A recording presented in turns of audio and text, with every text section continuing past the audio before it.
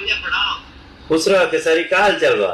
अरे कोनो कहत रहा कि मनोज भैया के बारे में उल्टा पुल्टा खेसारी बोल दे बा, कोनो झूठ चलाओ तक। मनोज तिवारी एक न्यूज को इंटरव्यू दे रहा था और इंटरव्यू के दौरान इंटरव्यू लेने वाला न्यूज रिपोर्टर पूछा कि खेसारी लाल यादव आपको मनोज भैया अशब्द कहा है, आपके बारे में भला बुरा कहा है। और उसके बाद मनोज तिवारी उसी समय खेसारी लाल यादव को फोन लगा देता है और उसके बाद खेसारी लाल यादव को पूछता है कि खेसारी, क्या तुम मेरे बारे में गलत कहा है? मैं न्यूज दे रहा हूं और न्यूज रिपोर्टर मुझसे पूछ रहा है। उसके बाद खेसारी लाल यादव जवाब देता है कि ऐसा तो नहीं है भैया। दोस्तों, आप लोगों को बता दूं कि खेसारी लाल यादव कुछ दिन पहले ऐसा कहा था कि भोजपुरी से ही सभी बड़े बड़े कलाकार बने और उसके बाद जो है कोई राजनेता बन गए, तो कोई कुछ बन रहा है तो कोई कुछ बन रहा है, पर भोजपुरी के लिए जो है अभी तक कोई काम नहीं कर रहा है। खेसारी लाल यादव यही बात कहा था, चाहे वो मनोज तिवारी हो या रवि किशन हो या दिनेश लाल यादव हो, सभी ने भोजपुरी से ही अपना करियर बनाया है। बस इसी बात को न्यूज रिपोर्टर जो है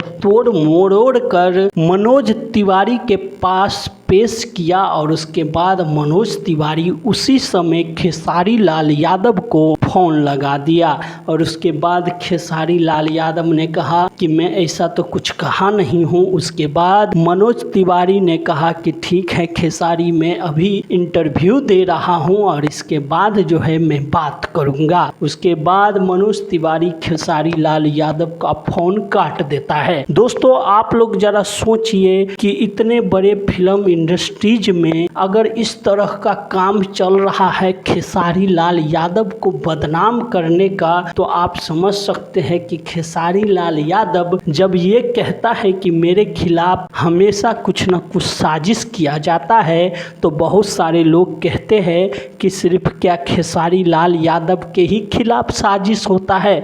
आज इस वीडियो को देखने के बाद आप समझ सकते हैं कि किस तरह से खेसारी लाल यादव के खिलाफ जो है साजिश हो रहा है और साजिश जो है किया जाता रहा है। खेसारी लाल यादव इस बात को हमेशा उठाता है, पर बहुत सारे जो भोजपुरी दर्शक है इन बातों पर ध्यान नहीं देता है। पर इन बातों पे जो है अब ध्यान जा रहा है कि खेसारी लाल यादव के साथ किस तरह से ये न्यूज चलाने वाले लोग जो है अफवाह फैलाते हैं और खेसारी लाल यादव को बदनाम करने का प्रयास करते हैं। दोस्तों, ये जानकारी कैसी लगी आप हमें कमेंट करके बताइए। मनोज तिवारी उसी समय फोन करके खेसारी लाल यादव से जब बात किया तो दूध का दूध और पानी का पानी हो गया। तो धन्यवाद दोस्तों, फिर मिलते हैं अगली वीडियो पे।